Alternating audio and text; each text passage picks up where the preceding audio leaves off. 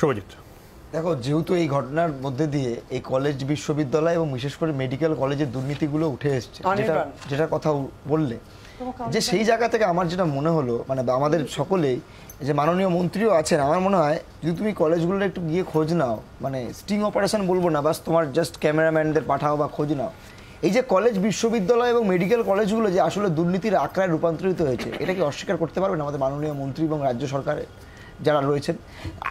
এই যে কলেজগুলোতে অ্যাডমিশন হয়, মানে মেডিকেল কলেজ বাদ দিয়ে যে জেনারেল ডিগ্রি কলেজগুলো, এগুলো তৃণমূলের পার্টি অফিসে রূপান্তরিত হয়েছে।